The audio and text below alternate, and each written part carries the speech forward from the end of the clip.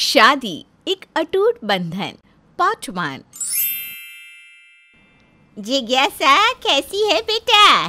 तेरी बहुत याद आ रही थी तो मैंने सोचा तुझे फ़ोन कर लूँ। तो ठीक तो है ना बेटा? सॉरी माँ, मैं तुम्हें फ़ोन ही नहीं कर पाती हूँ।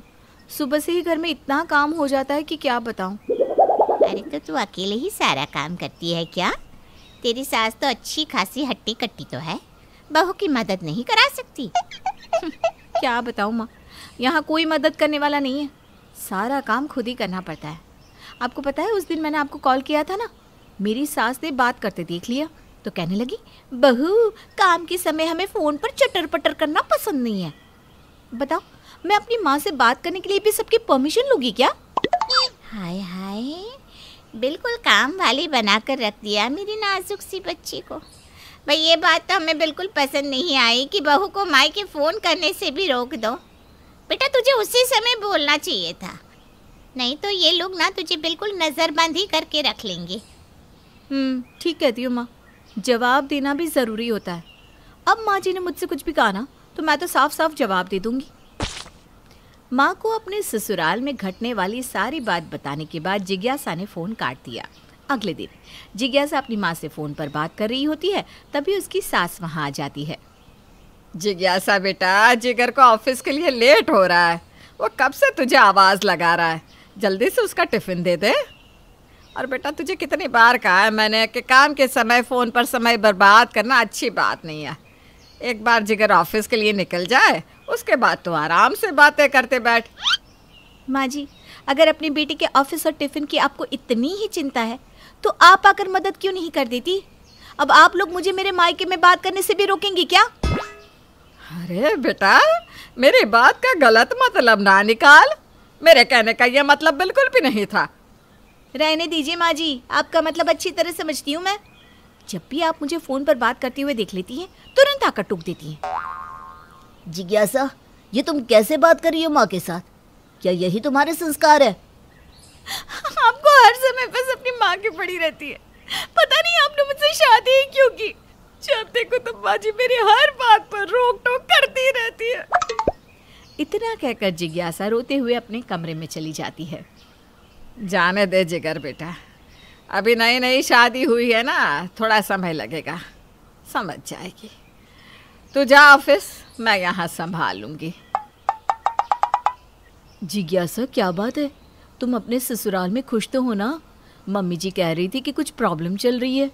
क्या बताऊं भाभी, मैं तो जिस दिन से इस घर में आई हूँ बस यहाँ की नौकरानी बनकर रह गई हूँ। पता है, आज तो जिगर जी ने भी अपनी माँ की हाँ में हाँ मिलाकर मुझे डांटा।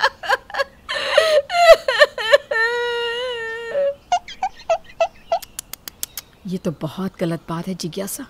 देखो, किसी की भी ज़्यादा बातें सुनने की ज़रूरत नहीं है। जिगर जी को साफ साफ समझा देना कि अगर ऐसे ही चलता रहा तो तुम अपने मायके चली जाओगी। देखना, मायके की बात सुनकर 2 दिन में अकल ठिकाने आ जाएगी। आप बिल्कुल ठीक कह रही हैं भाभी, मैं ऐसा ही करूँगी। भाभी से बात करने के बाद जिज्ञासा पूरे दिन एक भी काम नहीं करती है और शाम को जिगर के आने का इंतज़ार करने लगती है। जिगर ऑफिस से आता है और देखता है कि जिज्ञासा आराम से कमरे में टीवी देख रही है और माँ रसोई में खाना बना रही है। जिज्ञासा, ये क्या बात हुई? माँ रसोई में खाना बना रही है और तुम यहाँ आराम से टीवी देख रही हो? सुबह भी तुमने माँ के साथ बदतमीजी की, उनसे माफ़ी मांगने की जगह तुम बात को और बढ़ा रही हो। हे भगवान, पता नहीं कैसे आदमी के साथ मेरी शादी हो गई। घर में घुसते ही इन्हें बस माँ नजर आती है, जैसे मैं तो घर में हूँ ही नहीं। देखो जिगर, अगर तुम्हें ऐसे ही माँ के पल्लू से बंधे रहना है ना तो मैं साफ साफ बता देती हूँ, मैं अपने मायके चली जाऊंगी। फिर तुम करते रहना यहाँ मैं। क्या कहा तुमने? जरा सी बात के लिए तुम मुझे मायके जाने की धमकी दे रही हो? ठीक है, जाओ, जहाँ जाना है जाओ, मैं भी देखता हूँ तुम कितने दिन बाहर रहोगी।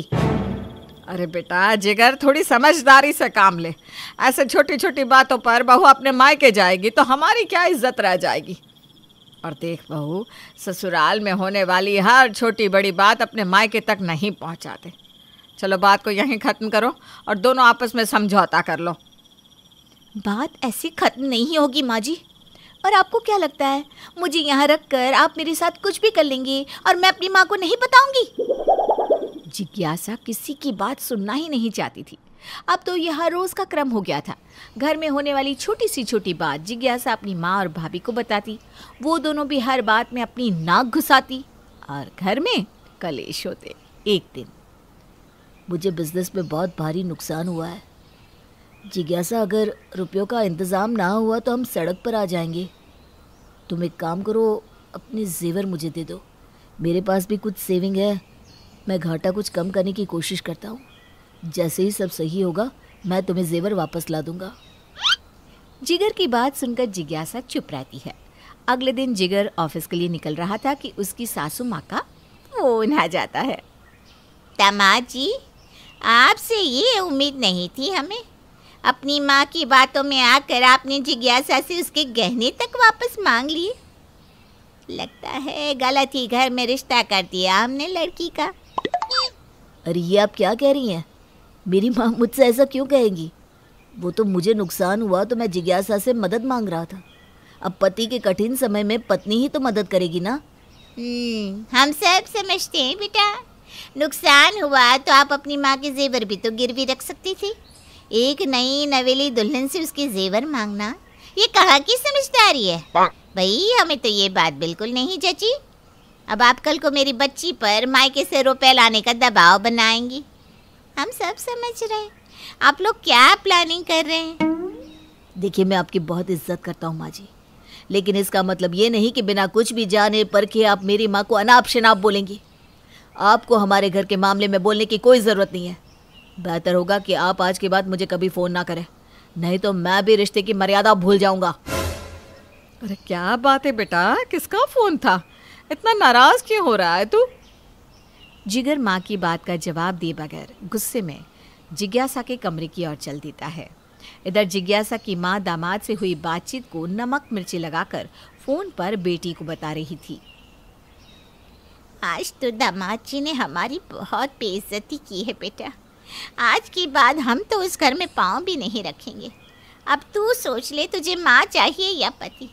हमने तो अपना बेटा समझकर जिगर को समझाना चाहा था, लेकिन उन्होंने तो हमें हमारी औकात दिखा दी। दोनों माँ बेटी की बात जिगर और उसकी माँ कमरे के बाहर खड़े सुन रहे थे। जिज्ञासा जैसे ही जिगर को देखती है फ़ोन काट देती है। जिगर, आपने मेरी माँ की बेइज्जती की? आपकी हिम्मत भी कैसे हुई? जिज्ञासा, मैं भी तुमसे यही पूछने आया हूँ कि आखिर तुम मुझसे चाहती क्या हो? अगर तुम अपने गहने नहीं देना चाहती थी तो मुझे मना भी कर सकती थी। बात का बतंगड़ बनाकर आखिर तुम्हें क्या मिला? तुमने अपनी माँ से क्या कहा? यही कि मैं और माँ तुम्हें मायके से पैसे लाने के लिए तुम पर दबाव बनाना चाहते हैं। मेरी माँ को इन सब में घसीटने की तुम्हारी हिम्मत भी कैसे हुई? तो क्या अपना सब कुछ लुटा दूं तुम दोनों माँ बेटा पर? मैं भी तो अपनी माँ से सलाह ले सकती हूँ ना। अगर तुम सही हो तो तुम्हें बुरा क्यों लग रहा है? अपनी माँ की बारी आई तो बड़ा तिल मिला रहे हो। मेरी माँ के साथ बदतमीजी करते हुए नहीं सोचा कि मुझे भी बुरा लग सकता है। तुम एक बेवकूफ औरत हो। तुम्हें कोई नहीं समझा सकता। जो जी में आए वो करो। अरे बेटा जिज्ञासा, ये क्या कर दिया तूने? एक बात का हमेशा ध्यान रखना बेटा, जो पति पत्नी अपने संबंधों में सबको बीच में रखते हैं ना, उनका घर कभी नहीं बसता। ये तुम दोनों पति पत्नी के बीच की बात थी। जिगर ने मुझे भी कुछ नहीं बताया था। तुम्हें भी अपनी माँ या भाभी को नहीं बताना चाहिए था। जो भी बात हो आपस में ख़त्म कर लेनी चाहिए। इस बात को तुम जितना जल्दी समझ लोगे उतना तुम्हारे लिए बेहतर होगा। बहुत समझ लिया, और नहीं ज्ञान चाहिए आपका। मैं जा रही हूँ अपने मायके। जिस घर में मेरा और मेरे मायके वालों का सम्मान नहीं, मैं वहां नहीं रहने वाली। जिज्ञासा की सास उसे बहुत समझाती है, लेकिन जिज्ञासा गुस्से में अपना घर छोड़ देती है और मायके चली जाती है। आपको क्या लगता है, जिज्ञासा सही है? क्या जिज्ञासा और जिगर वापस एक हो पाएंगे या उनकी राहें हमेशा के लिए जुदा हो गई है? जानने के लिए देखना ना भूले शादी एक अटूट बंधन पार्ट 2।